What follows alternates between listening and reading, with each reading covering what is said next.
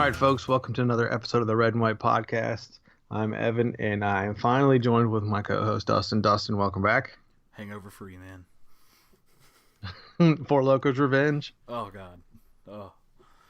You know, it was supposed to be an innocent day at the pool, and one thing led to another, and I woke up at midnight. So, a little after midnight, I guess it was. Well, I'm glad you're back. I think people are tired of hearing me ramble aimlessly. So, it's good to have somebody here to talk to. Anyway, so I know we have to do it. The ECU game. Give me something you liked about this game. Offense in the second half, I think, did all right. I mean, overall, I guess, but the first quarter was a little rough. I mean, it's ECU, and we couldn't get any flow. Quarterback looked good at times. I texted you about it. You know, at times it looked like Phillip Rivers throwing the ball, and then a couple throws later, it looked like Marcus Stone was under center. Oh. So, but those were few and far between. Overall, I mean, Finley played well, I guess. So that's my positive from the situation. Yeah, I think he played well.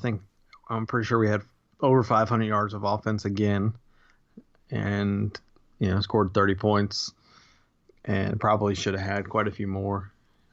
I like the aggressiveness of the offense. After the slow vanilla start, I think they took a lot of big shots. I thought that was good. So mixed in some different creative formations.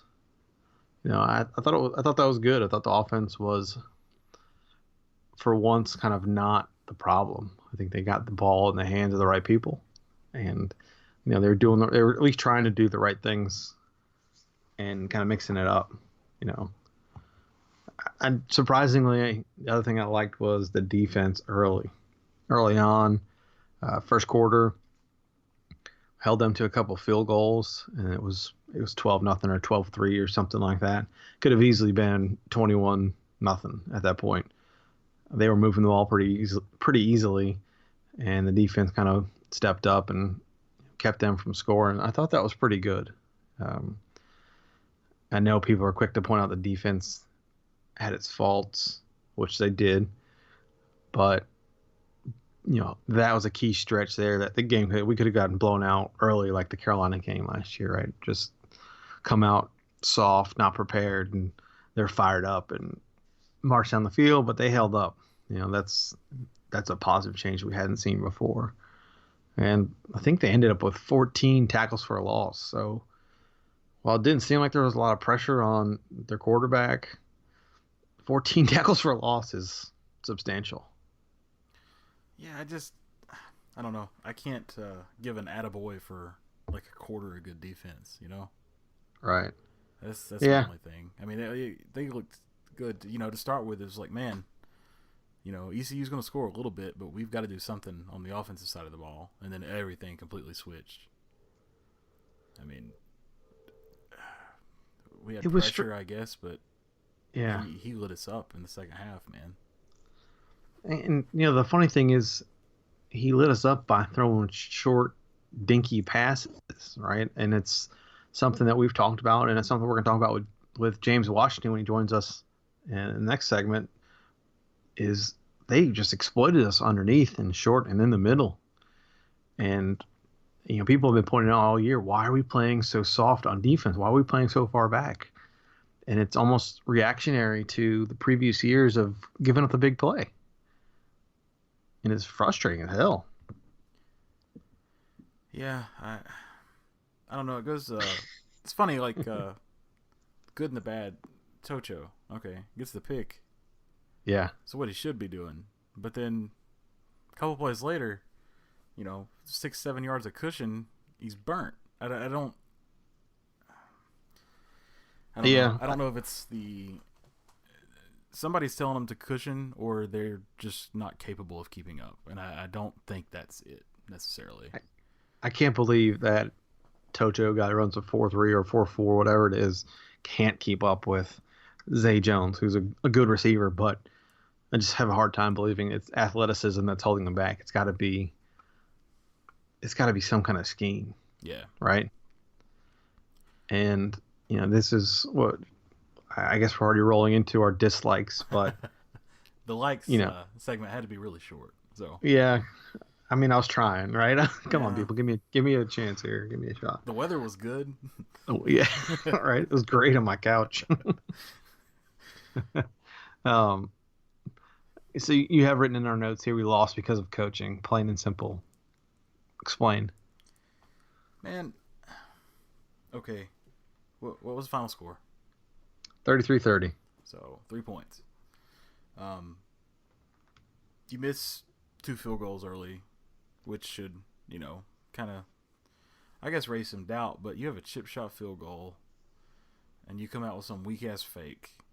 How often do those work? Like, how often is a fake field goal successful? For us, not very often. For anyone, I mean, in general, if you looked across the country, it's not super common. So Right. you're in a. I just don't think there was a need for that yet. I get the missed kicks, but that was a chip shot. That was an extra point with some leg, And then the 2 point conversion, I still don't understand the reason for. I don't think you should ever go for 2 unless you have to. And there again, that extra point, kicking is a mental thing. So if you don't even trust the guy to take an extra point, why? I mean, how are you helping him?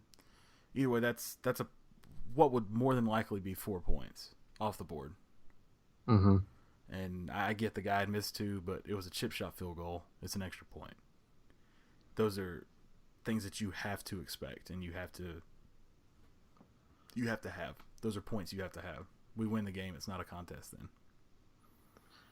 The funny thing about that, and it's hard to not agree with that, but is if that fake or that whatever the fake field goal works, right? Nobody's going to talk about it. They're only going to remember the only things people talk about are the misses and the flubs and the right, because this probably happens a lot more often than the makes, but so they are being hyper aggressive, and we're not used to that, right? We don't normally see that for State. Tom O'Brien never did that stuff, right? And Drinkwitz is more aggressive, and they did it. They tried it. They didn't do it. But they tried. So I appreciate that aggressiveness. At the time, I was frustrated as hell because you're like, why the heck are we, why would we do that? But at the same time, coaching loses a game. Okay. Coaching didn't make Jared Fernandez drop his pick 6, right? He had that ball right in his hands. He was to the house. Easy.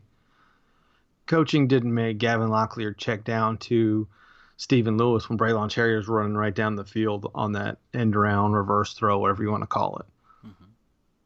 Mm-hmm. So maybe it is.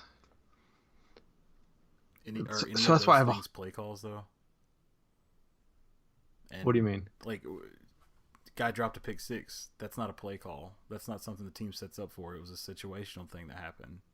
Right. Jared Fernandez isn't responsible for the entire team. The coach is. Right, but he gets that pick, right, which is a catch he should make and has made before. That's 6, and we're not talking about any of the fakes or any of that stuff. Though. That's a bailout. We've been doing it for, 2-3 years now, making excuses. See, at first I was with you, right? I'm thinking it's all coaching, and I get it. He left some points out there, but I still think that at the same time, maybe it's coaching not getting guys prepared for getting a pick 6 like that, or maybe it's not coaching giving Locklear more reps to check to Braylon Cherry and throw him that ball as he was 10 yards behind their defense. I don't know. End of the day, it still comes. Even you just said, is it coaching not coaching this or not coaching that? Like, it's the buck stops somewhere, man. Like, and it's how long does it go on before there's got to be improvement, and where's it been? And and then the torches came out right after that game because people were frustrated, and it happens every year. It's the same sort of, we're better this year. This is it, right? We're going to get better. But you listen to our clips from the tailgate. Everybody was saying, 6-6, 7-5. You know, so you just don't expect to lose this game. We did our poll, and I think there was 15 or 20 people, anchors and sports writers and whatnot, and none of them picked ECU. Only one did, and he's a narcissist. Owen, how you doing? But I think I don't know. Like, I'm not as I'm still upset, right? I hate losing that game because I think we're the better team. I still think we're the better team. I'll stand by that one. And so I can say we got out coached, but I'm not upset about it because it's not over, right? If we go 6-6, everybody said we're going to go 6-6, right? That's what all the predictions said, 6-6. The thing is, nobody has losing to ECU, and ECU wasn't a bad team last year, right? They were 5-7, but they lost 4 games, I think, under a touchdown. So they had talent. They went to Virginia Tech and beat Virginia Tech on the road, right? So everybody's upset because you hate losing to them, right? But if you take a step back, I don't think it's as drastic as people make it out to be. Now, sure, Dorn did not coach a perfect game, and there's a lot of other things we could point to, but I don't know if I'm ready to bring out the pitchforks yet. I mean, I'm not going to bring out the pitchforks because we can't do better. Well, I think that's a different conversation. Well, but I mean, it's just plus there's no change happening at all. No, there shouldn't be unless we go 4-8. If we go 4-8, there's no change happening. If we go 4-8, there's gonna be some pissed off people with some money. Pissed off people and an AD on the way out that doesn't care about having another coaching search. I don't know if I could take another coaching search either. And would you want to do that when you're going to retire soon? Come on, you leave that for the next guy. I don't think the people pulling her strings would let her make another coaching hire if everybody knew she's leaving in 18. Which, we've heard that came out after the game. I don't know if it's true. There hasn't been any real announcement. I think it was Joe Giglio that might have said it or wrote it or something. We had heard something so that you last year, though. It wasn't like widely known, but it's. So what I'm saying is, if he said it, it's probably true. Right. So, he's not one to put out a erroneous rumor like that without any basis, and I don't know. So what? She retires in 2018, and then whoever's in charge is not going to let her have another coaching search, knowing that's the case. But nobody, and I don't think anybody expected. I don't know. If we go less than 6-6, it's going to be an issue. But 6-6 was the prediction across the board. Everybody said, "Hey, look at the schedule." 6-6, right? Yeah, but there's still 6 games out there, or there's still 5 games out there we can win. I think there are. It's maybe harder than we expected at this point, but I'm still maybe not as mad as I was after we lost that game. Just frustrated we lost that game because we lost in such a stupid way. Right. I really feel like, and it probably works both ways. I'm sure they feel the same way, but I feel like we could have blown them out, and we probably should have blown them out. We were very close to blowing them out, and we lost. So they can go very quickly either way. Right. I don't know, man. In close games, I blame on a coach most of the time. Yeah. And what I think needs to change, and you've said it, we've been saying it for 2 years now, and we've also been, we've been saying that Huxtable's game plan or his defensive philosophy is not going to get it done for us. And here's why. I think Drinkwitz works, and here's why I think he works, because he's aggressive and he's creative. And we talked about this a long time ago when I was like, hey, I want an Art Briles type who's going to be aggressive and creative on offense, right? I want somebody who's going to innovate. And when you're under talented, and we're not under talented versus you, but when you're under talented versus the top half of the ACC, you've got to out scheme and out coach them. And Huxtable's philosophy of sitting back, playing base defense, and letting your front four get the pressure to me, is not going to get it done. And I think that's probably how every other State fan feels.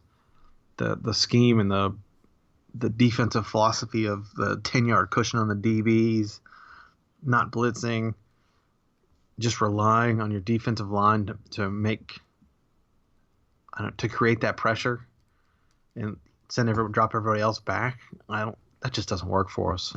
Right. And I think that's frustrating as hell. I don't know. We saw what the attack does when we play aggressive. I mean, what good team plays, cautionary, scared defense? Nobody. No, that's not what it's about anymore. It's about attacking in the backfield. Just, pressure, different blitzes, guys from the secondary coming in random times and blitzing, helping out the line. As good as the line may be, I don't know. They have to get to the quarterback because if the ball comes out of the quarterback's hands, if he's decent, it's probably going to be caught.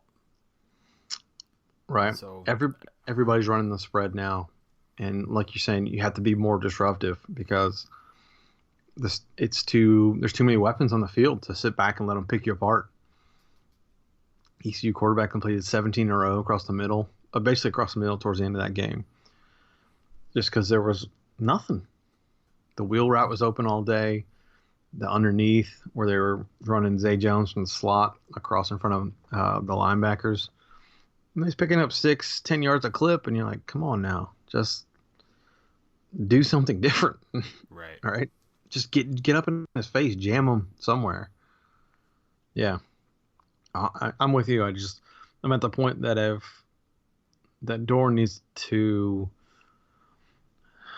force a change in defensive philosophy, because I don't think what they have now is going to get it done, even with a very talented defensive line. I don't know. I think this might be his defensive philosophy. God, I hope not. Because it's been like this, and it was like this last year, and he made an offensive coach or an offensive change, not a defensive. So Yeah. Do you think there was anything wrong with the defense? I mean, you look back at those teams. Well, he was DC at Wisconsin, right? Mm-hmm. What kind of defense did they run then? Yeah, I'm not sure. Yeah, we should look at that because I'm starting to wonder if this is maybe this is who he is. Gosh, that would be disappointing. But it doesn't make sense to, I don't know, keep coming back to this and sitting on it and just thinking you're going to get results when you're changing nothing. So maybe he doesn't think there needs to be a change. Maybe they're just not executing the way he wants. But this scheme is shit. Yeah, I think I'm with you. I think the defensive philosophy needs to change. And we talked about it last time. Yeah, sorry. We talked about it last time, and after the 2014, halfway through 2014 season when they finished with 6 wins, and it was the defense that was being disruptive and that defensive change. And why haven't we seen that since? Yeah, see, it goes from that, causing results, and they went to that because they had no choice. Nothing was working. Right. But then back to square one. So is square one the ideal? I mean, yeah. It sure seems like it, So it makes you think, like, you look back at last year and you look at a team like Boston College, who just had nothing, right? Their offense was putrid, but their defense, best defense in the country, was just it was ridiculous. It was really good. Right. And Jim Harbaugh recognized that, and he's like, "Hey, I need that guy." And he went and got Don Brown, took him to Michigan. And I haven't watched really many Michigan. I haven't watched Michigan yet because they played a bunch of chumps, but they hadn't scored. They hadn't lost yet, and I'm assuming their defense is better. And so whatever that guy's doing, we need to do more of that. And I don't think he's sitting back in, a vanilla, I don't even know, a 4-2-5 cover 3 defense or whatever it was, soft zone crap. I don't know. So I'm with you. that's the frustrating part with it is, we've seen it for so many years that the one side of the ball doesn't match the other side of the ball, right? Phillip Rivers didn't have a defense. Mario Williams didn't have an offense. Put the two together. That's all I want, right? I just want to put something together so that we're not frustrated all the time. Well, I don't know. I don't see it happening anytime the next year or two. So there's gonna have to be a drastic change. Yeah. Well, we'll keep an eye on it. I don't really know if we need to preview ODU this week. If anybody wants to know, all we have to do is stop their running back, who's really good, little Lowry. Lowry kid he can run. Stop him, put up 50. Let's move on to Wake Forest. Right. By all means, hopefully it should be a good rebound game. I don't know. You got anything else? No, I don't. All right, we're gonna half should be better though, right? The podcast. So we're gonna take a little break, and when you come back, you'll catch our interview with James Washington, former NC State running back, and we ask him questions about how a game like this feels from a player's perspective, and then what an experienced player and now coach can see and how he feels about the same things we're talking about, the scheme and the philosophy, and is it a player's fault or is it a coaching fault? So stick around, listen to that, and thanks for listening. I want to throw some voicemails in on the end of that too. Oh yeah, there you go. Some of you actually did call in this week, so hey, don't say it's by surprise. We get hundreds. We pick these 3 or 2 or whatever it was. True. Yeah, that's true. These hundreds worthy. Yeah, so yeah, these are worthy. Yeah, enjoy the interview, and we'll talk to you next week. Thanks. Go Pack.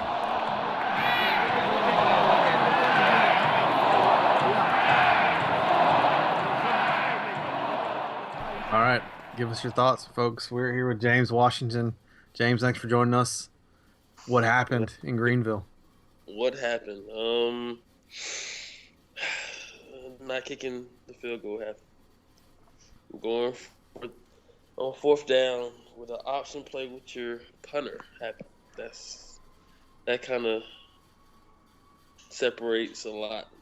I mean, you lose by 3. You had a chance to tie it up at the end, but those 3 points that you basically gave away cost you. And I see that, and people have been talking about that, and I get it because it's the old, don't take points off the board and all that stuff. I'm just curious how much the not being able to kick a field goal played into that fake field goal. Yeah, I can understand the whole thought process after, you miss a few kicks. But if that's the case, I mean, you have your offense out there to run a play on 4th down, not your place kicker and your punter. Yeah. I guess what they were thinking, at least if I'm taking a guess, is that AJ Cole was he was one of the top quarterbacks in his state in high school as an option quarterback. So I think there's some familiarity there. They were probably hoping they can get one over on him, but ECU was ready for that crap. That's for sure. Exactly. I mean, it sounds good, but wouldn't you rather have the ball in somebody's hands like Matt Days? Oh, I agree. Exactly. Yeah. You find a different way to, get a first down. I mean, the offense was moving the ball, scoring points, so why not let the offense go for it on 4th if you're trying to go for it rather than running a fake kick. So, as a player, if you've got a kicker that's missed, 2 kicks, do you just give up on them and want to send the offense back out, or do you have to trust the kicker and, go with the game plan? After the 2 kicks, you probably ready to go ahead and say, if this is 4th down, we have to go for it.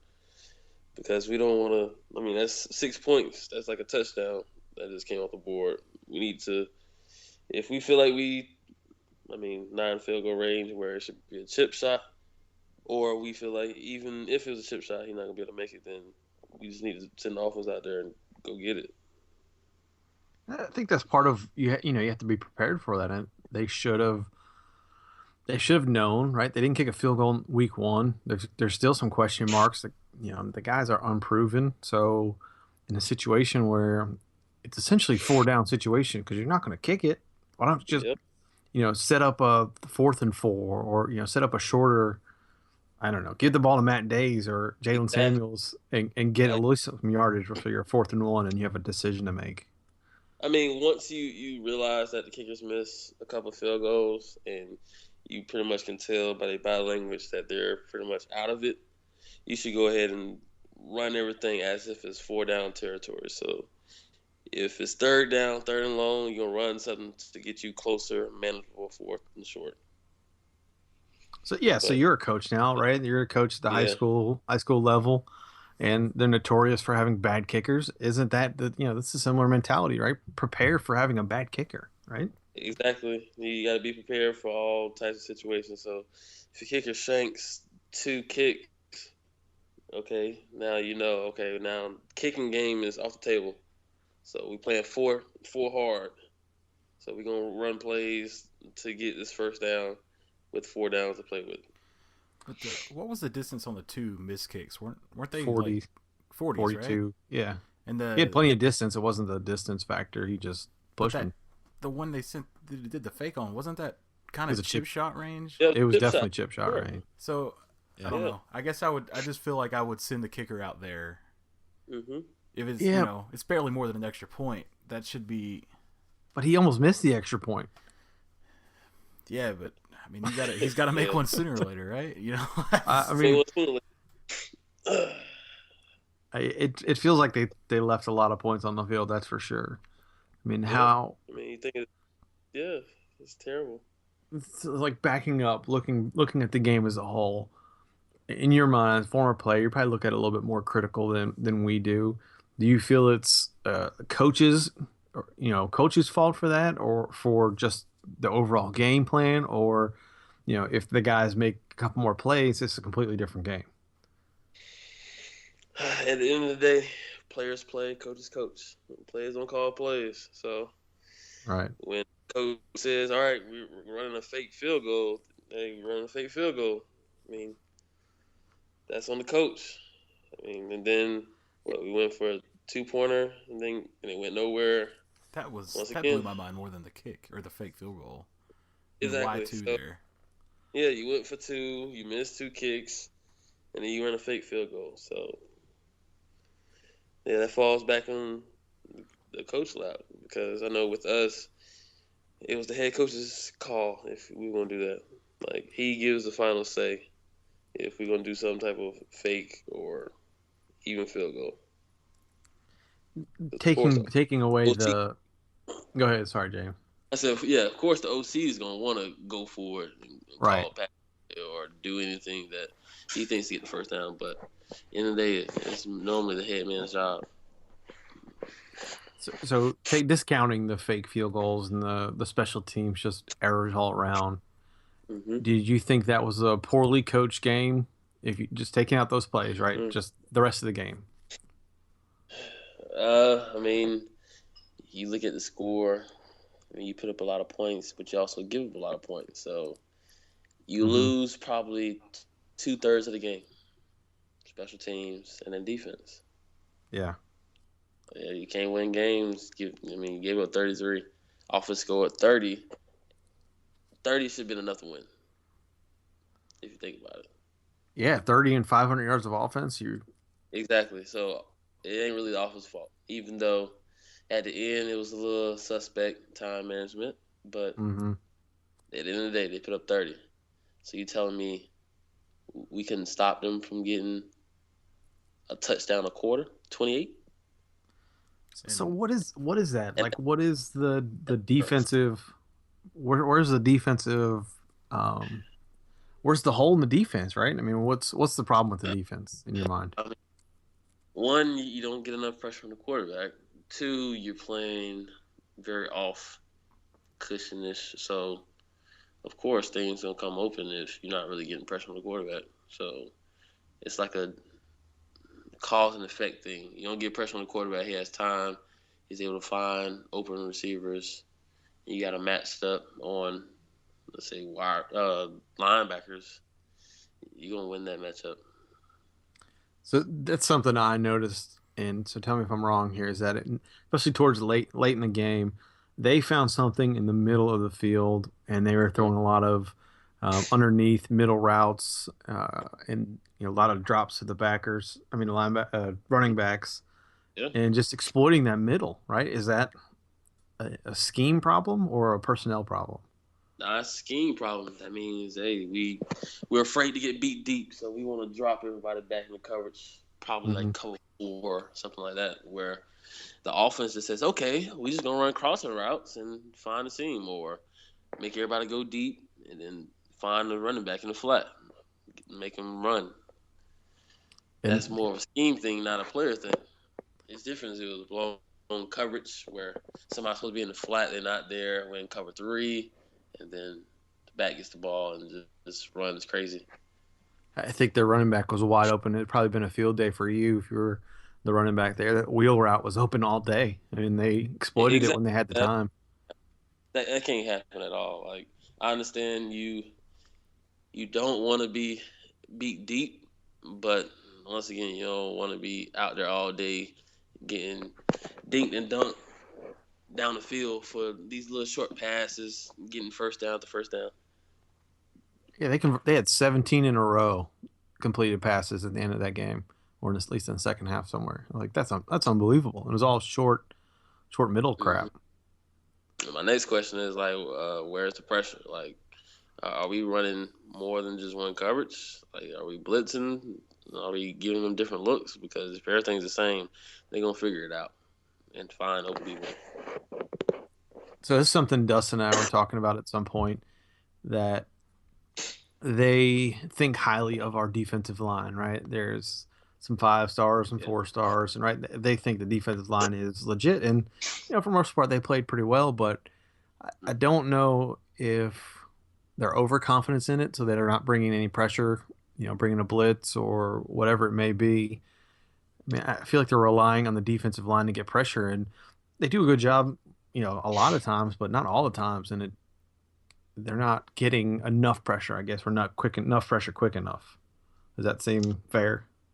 Yeah, that's pretty fair. I mean, if you just rely on 4 guys to get pressured every play, like, that works for some teams, but I mean, to confuse the quarterback and stuff like that, you need to change it up where you blitzing, you rolling coverages, you doing a whole bunch of different things. So they're not just seeing a steady dose of the same defense over and over and over, because they just gonna find the weak spots, and clearly that's what they did between the poor tackling on some of these plays and find open seams, flats, crossing routes. I mean, you can't really run a vanilla defense and expect it to hold up. I mean, I think that's exactly it. Is that on the head coach? Is that on the defensive coordinator? Who takes that responsibility? When the cameras are off and they're back at practice, who's pissed about that? The head coach is pissed because the D coordinator's calling plays and it's making them look bad. Right. So, I mean, normally the head coach takes the hoorays, all the credit to the wins, and then when we start losing, he's gonna get all the blame too. So, yeah, I think that's part of Dave Huxtable's MO. Basically, all his career, he's been very base defense, fundamentally sound, and that hasn't worked for us in his entire tenure. I think the only real time we've played, good defense was in 2014 after they moved him up into the press box and they started blitzing like all the time. And that was after we won that Syracuse game on the road, and then they rattled off 6 in a row, and everybody was pumped going into 2015. But that was the last time they played what seemed like aggressive, non-vanilla defense.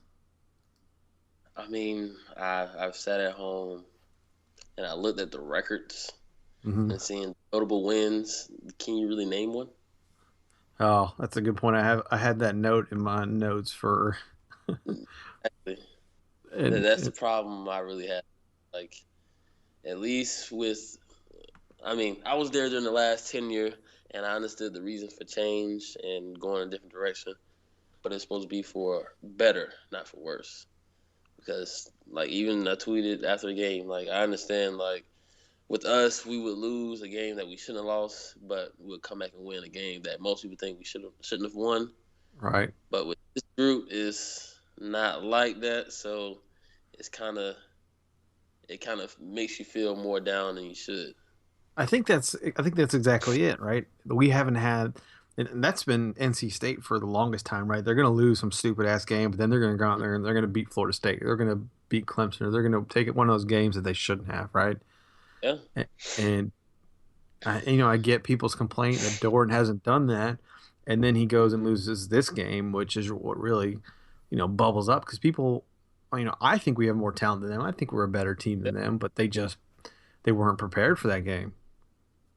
that's the truth. Like the sad, this is the sad part. As I look at it right now, the only team that's probably decent that we actually really had a win against was Carolina in 2014. Yeah, that's the one that Dave Jordan hangs his hat on, and Exactly. Something you can. the the No. UCF Bitcoin game Bowl, was yeah, over UCF. decent. That was the other one. Yeah, Yeah. It's not like they were a ranked team though. I mean, Yeah, exactly. Carolina that year, I guess. But they were 6-7. ouch. it shouldn't be that hard to pick these out either. No, So That's the bad part. I'm looking at this. I'm looking at Nova wins. I'm like, I mean, you gonna basically, yeah, you got to hang your hat on UCF.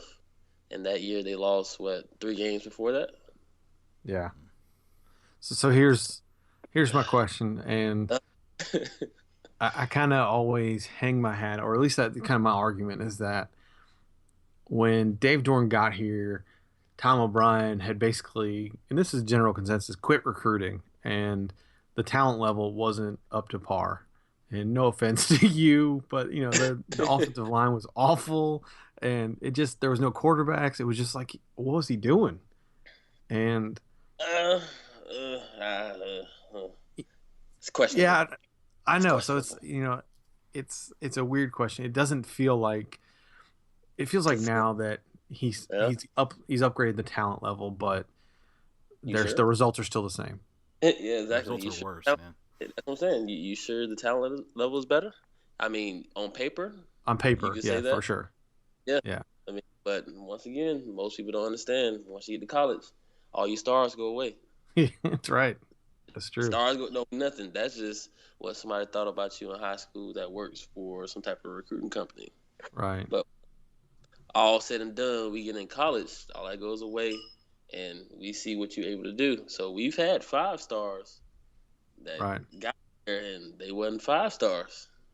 Yeah, So that's all a mirage, really. So you say, yeah, we got such and such 5 star, this person 4 star, blah blah. But what has he done on the field? You got to go yeah. the old Janet Jackson. What have you done for me lately? Yeah, that's what you got to do. No, I believe it, and it makes sense. I'm Yeah, that's the starting to problem. have less confidence in my argument there. So I'm like, yeah, you can say. I've always said this. Yeah, they great at recruiting these high profile, high name guys, but when it comes to pitting wins and losses on the table, I'm seeing more losses than wins. So it's telling me something. Either somebody can't coach, or these players ain't as good as you think.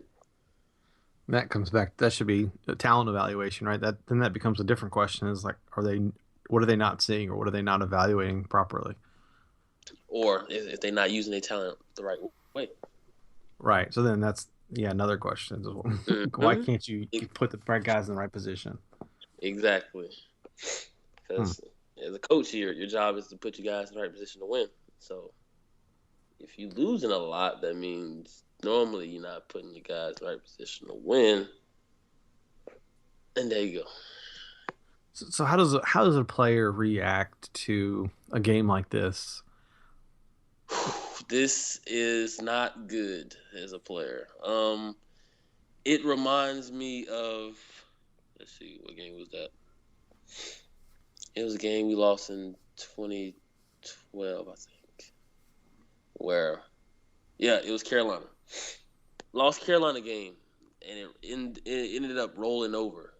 Like, you end up losing after. It's like a hangover where you, like, it carries over to the next game, to the next game. Next thing you know, you done lost 2-3 games because of that one game that y'all lost. Right. Yep, Carolina. Is Like, that a good thing? Is that a good thing to have a game like ODU coming up after this? you would think, but I mean, ODU might have some talent. You never know. Their little running back can play, that's for sure. He's really Exactly. good. So Yeah. you think, okay, we got ODU. Like, this can be our pick me up game. It's a stat game. We should walk out there and win. Well, ODU might have something else on their mind. Yeah. And y'all couldn't even beat ECU. So you really think walk in and just beat us? No. Right. I think that's that's tough. At the end of the year, if or even after a couple weeks, is they say they beat ODU, Wake Forest comes to town. Who knows what's going to happen? But a game like they go beat Notre Dame, right? Notre Dame comes into Carter Finley, and some miracle happens. I mean, people will probably forget about the ECU game unless they're a Pirate fan. Yeah, I mean, hey, it's a rivalry game. Victory barrel on the line.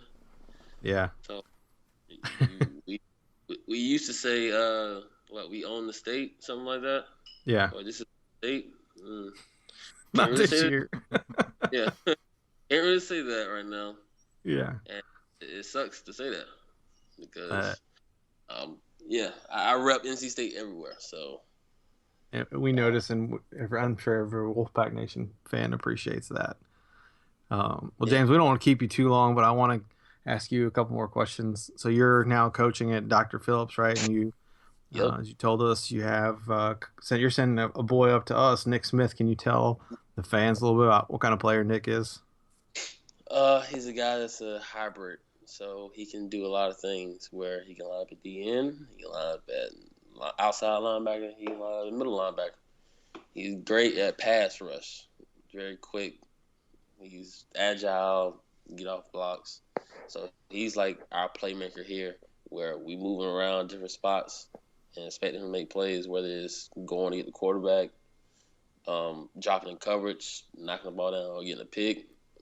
He's very versatile, so that's always good to have. He's like he reminds me of Terrell Manning. Hey, that's not a bad comparison. Exactly. Yeah, I'll take it. We could use one of those right now. Yeah, exactly. I figured y'all would understand that. Well, that's awesome.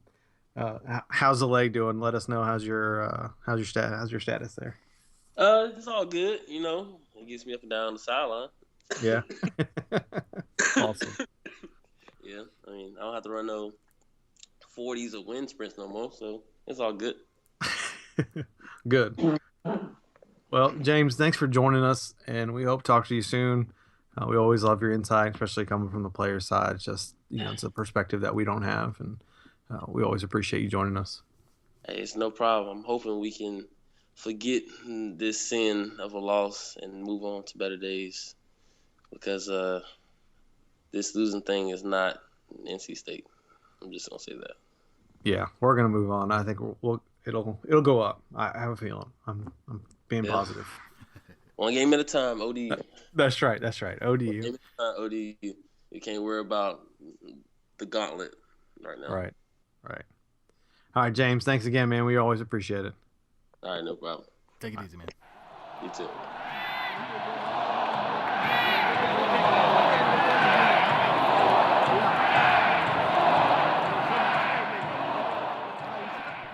Hey, this is Walt. I'm out here in the 252. This is about maybe 45 minutes after the loss versus ECU and calling in. And I hate that the narrative is that we shouldn't play them. We should. I mean, I get it's an in-state rivalry game and I get it's risky, but at the end of the day, we should be winning these games and we're not. So It is a rivalry. It is competitive. I mean, hell, there's a trophy. I mean, we don't even have a trophy for the UNC game. So, real trophy. We have the fictional John Edwards Award that goes to the loser. But still, keep this game going. I'm in the 252. Don't forget about this part of the state like the government does. So keep playing. Good game. Sucks for us. Go Pack. What's going on, y'all? Loved you guys since you started. I think what you do is awesome. I like the realistic point of view, but just got done watching this East Carolina and State game, and about midway through, considering how close the competition is in NCAA now, watching other what you call powerhouses, have these close games with these what we call smaller schools, but we still know they're stout. But man, State had every opportunity to pull that one out, man. And it's like I'm trying to have faith in Dave Doran in this system because I like the guy, I genuinely do. But the play calling throughout the game, but just especially down the stretch, just really. I'm just confused. I feel like we threw that one away. 3-yard dump passes with about a solid minute left. Considering how quick a game can change nowadays. But damn, I'm just gonna ask if you guys. What are y'all thoughts on it? Do y'all really look at this like it's being a State fan, you look at the games we've lost, we lose games we're supposed to win, and then we win games that we're not supposed to win. But these close ones really make the difference in our seasons, and I'm just confused right now. I'm going to need to take a shot of brandy on this one, but hey, I love you guys. Go Pack. Y'all take it easy. Rob Bass signing out. Hey, Evan. Hey, Dustin. How you doing? It's Ed calling from Los Angeles, California. NC State alum, class of '88. Love the red and white. And listen, I really want to compliment you guys on the podcast. And let me just tell you, Evan, I heard the podcast today titled Dumpster Fire after the ECU loss, and I got to tell you, I'm as disappointed as you are. I'm more angry than just sad or disappointed. The reality for me, and I don't want to criticize Coach Doran too much, but this is his 4th year. If you look at O'Brien, if you look at Chuck Amato, if you look at some of his predecessors, by the 4th year they had it cranked up. They were improving every year. They were getting better. And the other real important part was they were beating teams like East Carolina and North Carolina, and then, of course, Wake and Duke and our other rivals in the ACC. As an alum, I really don't give two craps about Boston College or Miami or Pittsburgh or Notre Dame for that matter. I do care about, Virginia and Virginia Tech, Carolina, Wake, Duke, Clemson, Georgia Tech, our normal traditional rivals. The reality, guys, is that Doran can't beat them. He cannot win ACC games. So what am I saying without going on too long? This year, I was amazed you guys were so positive and optimistic about being 8-4 or better and going to a really good bowl and being 5-3 in the conference. I do not share your optimism. I didn't before the ECU game. I thought, okay, we beat William & Mary. William & Mary's a good 1AA team, good test. But the reality is this team is a perennial 4-8, 5-7, most likely under 500 team this year. And Doran cannot win big games against winning teams. He can beat the ACC teams that are under 500 in an off year, and sometimes he can't even beat them. But he can't win the rivalry games like Carolina, Duke, Wake, and East Carolina. Forget Clemson. He'll never win against Clemson. Florida State, don't want to call him a rival, but we've always done well against him in the past. The reality is, guys, you're looking at another 5, maybe 6 losses this year. They're going to be 5-7 or 4-8. They're not going to go to a bowl. People are going to be calling for Doran's head. I feel for the guy, but the reality is he can't recruit. And as we just saw, he can't really coach either. The defense did not look good. The offense, I want to give kudos to the OC, and Finley is a fine young man. I think he's going to make a great quarterback. Just taken to the OC's offense, great. I think he's going to be great. They're going to score some points, but they're going to lose badly to Clemson, Florida State, Notre Dame, probably Louisville, and probably North Carolina. And it's going to be a rotten year, guys. Just the reality is we are the new doormat. We are the Duke and Wake of 10 years ago, 15 years ago.